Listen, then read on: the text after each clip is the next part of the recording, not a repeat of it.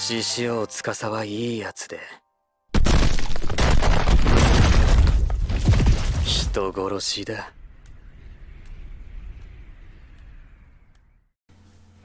Hey, salut à tous, c'est Marvino, j'espère que vous allez bien. Moi perso ça va super. Aujourd'hui, toute nouvelle vidéo sur ma chaîne YouTube. On se retrouve pour le 22e épisode des antagonistes animés et manga. Et pour ce 22e épisode, on va parler de Tsukasa Shishiyo de Dr Stone. Mais avant que la vidéo commence, si ce n'est pas encore fait, n'hésite pas à liker, à t'abonner pour soutenir la chaîne, ça fera toujours plaisir. それ以前に君は今攻撃できなかったんじゃなくてする気がなかった。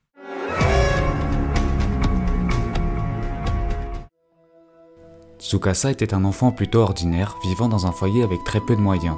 Un jour, alors qu'il était encore jeune, sa sœur Mirai va tomber dans un grave état comateux. C'est alors, après ce drame familial, que Tsukasa va se démêler acharnement durant toute son enfance en s'imposant dans le monde du sport de combat dans le but d'accumuler de grandes sommes d'argent pour garantir la survie de sa sœur. Ses talents pour les arts martiaux lui vaudront notamment la renommée du lycéen le plus fort de l'ordre des primates. Cependant, un phénomène inexplicable va tragiquement avoir lieu. Une lumière mystérieuse va pétrifier l'humanité tout entière. Tsukasa restera pétrifié plus de 3700 longues années. Néanmoins, il sera dépétrifié grâce au génie Senku, qui avait besoin de la force de Tsukasa pour les sauver d'une meute de lions sauvages. Tsukasa va alors sauver Senku et Taiju grâce à sa seule force brute. C'est après ça que Tsukasa rejoindra les rangs de Senku en devenant le responsable du combat et de la chasse dans un monde où la nature a entièrement repris son droit. Les trois adolescents feront leur petit bout de chemin ensemble. Cependant, Tsukasa va continuellement avoir des divergences vis-à-vis de Senku. Ce dernier souhaite un monde idéal qui appartiendrait seulement aux jeunes vaillants et laisser mourir les adultes au cœur impur et corrompu. Or Senku voit les choses de manière totalement opposée et lui veut sauver l'humanité entière grâce à la science. Une fissure va alors avoir lieu entre ces deux nouveaux opposés. De son côté, Tsukasa va alors commencer à anéantir les statues pétrifiées des personnes qui selon lui n'ont pas le droit de vivre dans ce nouveau monde de pierre. Senku, voyant le danger que Tsukasa représente et étant trop faible face à sa puissance, il va donc créer de la poudre pour mettre au point une arme à feu dans le but de l'arrêter. Mais Tsukasa comprendra rapidement le subterfuge et se rendra alors directement à la position de Senku et de ses amis pour convier à marcher avec eux afin de ne pas voir les tuer de ses propres mains. Senku sera forcé de donner la recette de l'élixir à Tsukasa, mais il refusera cependant d'abandonner sa science. Tsukasa sera alors forcé à contre-cœur de tuer Senku pour s'assurer qu'il ne puisse pas rebâtir toute la civilisation comme souhaité. Mais le jeune scientifique réussira un coup de génie et va réussir à camoufler parfaitement son assassinat. Tsukasa pensera avec certitude qu'il l'a bien envoyé dans l'autre monde. Après cet événement, Tsukasa croisera la route d'une femme nommée Kohaku, qu'il vaincra assez facilement. Tsukasa va alors commencer à bâtir son empire car connaissant maintenant le secret pour dépétrifier. Il s'installera dans la grotte où est présent l'élixir et progressivement, il dépétrifiera des personnes avec diverses qualités attrayantes pour accroître la puissance de ce nouvel empire. Mais Tsukasa n'est nul de se douter que son ennemi scientifique est de son côté en train de bâtir son royaume de la science avec le village Ishigami, afin de reprendre le contrôle de la grotte où Tsukasa est dorénavant présent.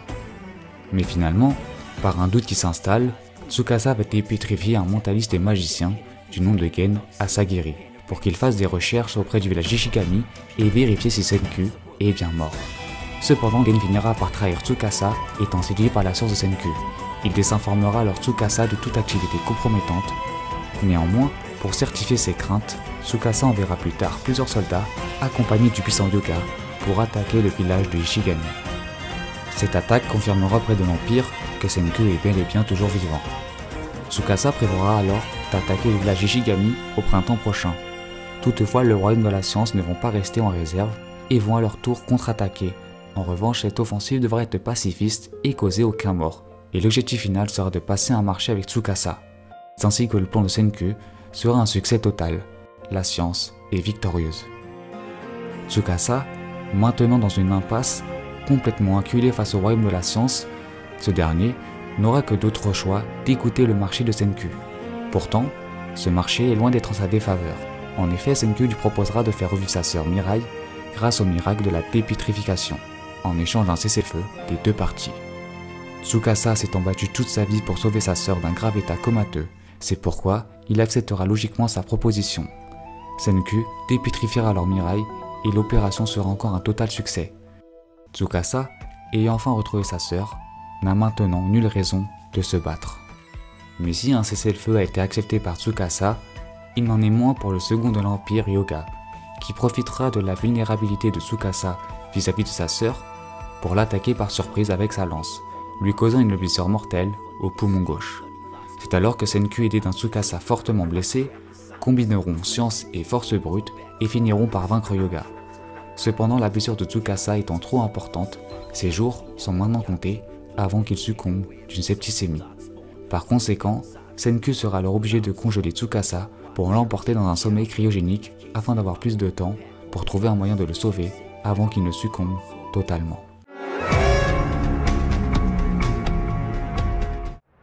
Autrefois, avant que l'humanité ne devienne que de pierre, Tsukasa était surnommé le lycéen le plus fort de l'ordre des primates. Il était un pratiquant d'arts martiaux en MMA, une discipline qui demande beaucoup de polyvalence. Tsukasa possède une précision, une rapidité, des réflexes et une vraie force démentielle. Une force qui lui permet de vaincre un lion d'un simple coup de poing, d'arracher des arbres à main nue, et j'en passe. Tsukasa n'a pas besoin de prouver sa supériorité face aux autres. Son aura elle-même suffit à soumettre le total respect à son insu. Tsukasa est logiquement très respecté par les siens et possède un leadership naturel. Si l'on met de côté la force brute, il est doté d'une intelligence hors du commun, ayant des connaissances et une grande culture sur ce qui entoure le monde, notamment sur l'anatomie du corps humain et même de la science qu'il réfute tant. Une intelligence qui lui permet aussi de ne pas se faire duper facilement, mais aussi de prendre le recul nécessaire dans des situations périlleuses. En conclusion rapide de cette seconde partie, Tsukasa incarne parfaitement le genre masculin idéal. Un personnage fort dans presque tous les domaines physiques et intellectuels, sa renommée n'est pas une usurpation.